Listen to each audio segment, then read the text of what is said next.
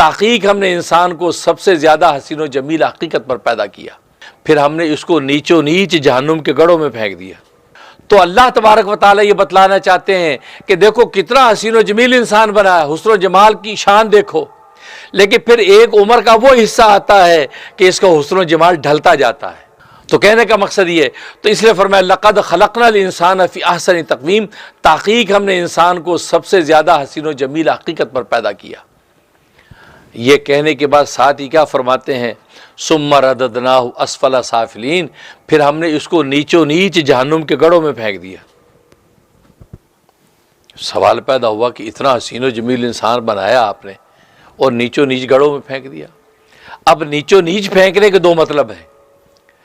ایک مطلب تو ہے کہ اگر اس انسان سے مطلق انسان لیا جائے تو اللہ تبارک و تعالیٰ یہ بتلانا چاہتے ہیں کہ دیکھو کتنا حسین و جمیل انسان بنا ہے، حسن و جمال کی شان دیکھو، لیکن پھر ایک عمر کا وہ حصہ آتا ہے کہ اس کا حسن و جمال ڈھلتا جاتا ہے، اس کی کمر ٹیڑھی ہو جاتی ہے،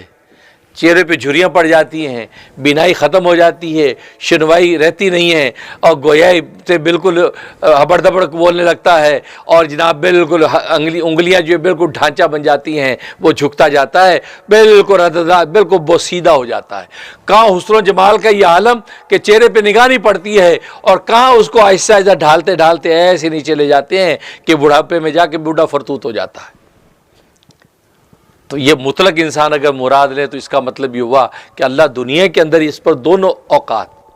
اس پر گویا کہ صبائیت بھی آتی ہے، اس پہ شیخوخیت بھی آتی ہے، بچپن بھی آتا ہے، جوانی بھی آتی ہے، اور بڑھاپا بھی آتا ہے، اور تین ہی منزلیں انسان کی، یا تو بچپن ہے،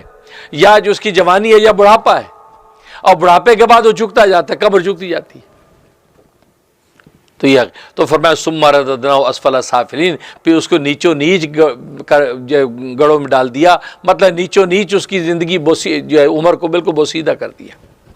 تو پست کر دیا۔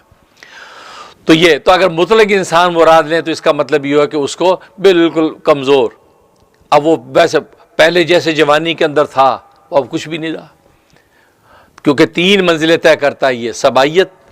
اور اسی طریقے سے جوانی، اس کے بعد جو ہے وہ شیخوخیت، تو تین جو منازل کی طے کرتا ہے۔ اور اللہ تبارک و تعالیٰ نے جیسے صبائیت بچپن کے اندر جیسے کمزور ناتمہ رکھا ہے، پھر بڑھاپے میں جا کے پھر ویسا کر دیتا ہے، کمزور ناتمہ کر دیتا ہے۔ بیچ میں کچھ عارضی وقت اس کا گزرتا ہے جوانی میں، وہ جوانی کے وقت میں گویا کہ اس پر امتحانات ہوتے ہیں کہ یہ نیکی کا راستہ اختیار کرتا ہے، یہ بدی کا راستہ اختیار کرتا ہے۔ اگر نیکی کے راستے پر ہے اور پھر بڑھاپا آ جاتا ہے تو اللہ تبارک و تعالیٰ بڑھاپے میں اس سے اگر نیکیاں نہیں ہوتی جو جوانی میں کر رہا تھا، اللہ اس کی پینشن جاری کر دیتا ہے کہ یہ جوانی میں چونکہ کرتا تھا، بڑھاپا آ گیا اب نہیں کر پا رہا، تو فرشتوں سے اللہ فرماتے ہیں اس کی جوانی والی نیکی ابھی بھی لکھتے رہو، تو سلسلہ جاری رہتا ہے۔ اس سے فرق جوانی میں اللہ تبارک و تعالیٰ کی عبادت اور ذکر و اذکار کا ایسا سلسلہ قائم کر لو کہ بڑھاپے یا بیماریوں میں آ کے جب رکے گا تو فرشتے پھر بھی آپ کا اجر لکھتے رہیں گے۔ اس لیے فرمایا ثم رددناہ اسفل سافلین۔